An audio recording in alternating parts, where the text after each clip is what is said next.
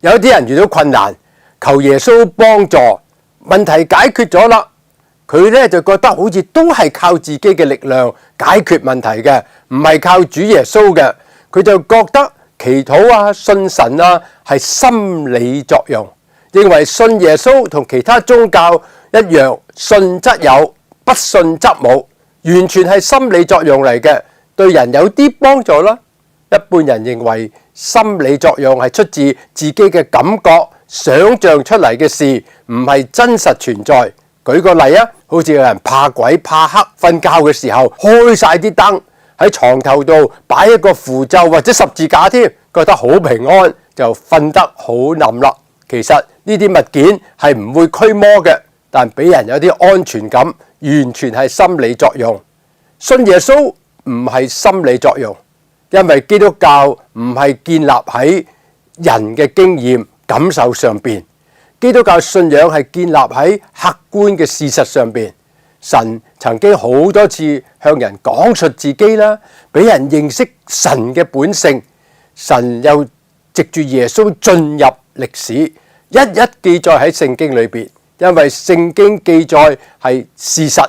聖經裏邊講到信就係接受，信神就係聽神嘅話，接受神，相信佢所講嘅話。羅馬書10章話，可見信是由於聽，聽係藉住基督嘅話，因為聖經所講嘅係真實又可信，我哋跟住去做就得到十分嘅平安同埋祝福。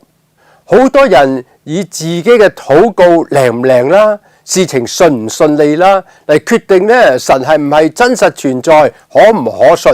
呢個係非常錯誤嘅諗法。我哋嘅信仰要建立喺真實嘅事實上邊，聖經所記載嘅真理。我做牧師好多年，見到好多人遇到好多困難，時時係福無雙至，禍不單行嘅。但係每一次我都同呢啲有困難嘅人分享3個喺聖經裏邊好重要嘅應許。第一個應許就係靠神，神會指引你嘅路嘅。喺箴言話，你要專心仰賴耶和華，唔可以依靠自己嘅聰明，喺你一切所行嘅事上都要認定佢必指引你嘅路。你如果唔知道自己前路要點樣選擇，或者冇選擇嘅時候，你就做一個決定，相信神，交託俾神，佢會帶領你嘅。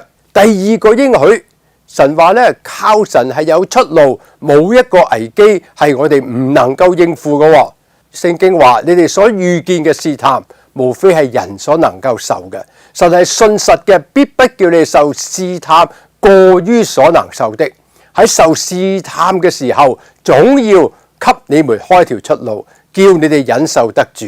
神就係應許過會帶我哋走出我哋嘅困局嘅。第三個應許，凡接待主耶穌嘅，就係信佢名嘅人，佢就賜俾權柄做神嘅兒女。我發覺一次又一次，我同有需要嘅朋友一齊祈禱嘅時候，神啊，我哋相信你，你係我哋嘅主。今日好大嘅困難，似乎絕路，我哋相信你一定會指引我哋嘅，一定會幫助我哋嘅。如是者一次又一次，我都發覺好特別嘅，有需要嘅朋友心裏面有好有平安，佢哋嘅問題都得到解決。呢個唔係心理作用，係憑住信心相信神嘅應許，等候神嘅幫助同埋指導，我哋卸下人生嘅重擔，非常安穩。而家你聽到有神嘅話啦，有神嘅應許啦，你願唔願意認識呢位神呢？請耶穌進入你心裏面，求佢赦免你嘅罪，做你嘅主。你可以簡單祈禱，耶穌基督，我願意接受你，我願意認識你。你心裏咪覺得好平安啊？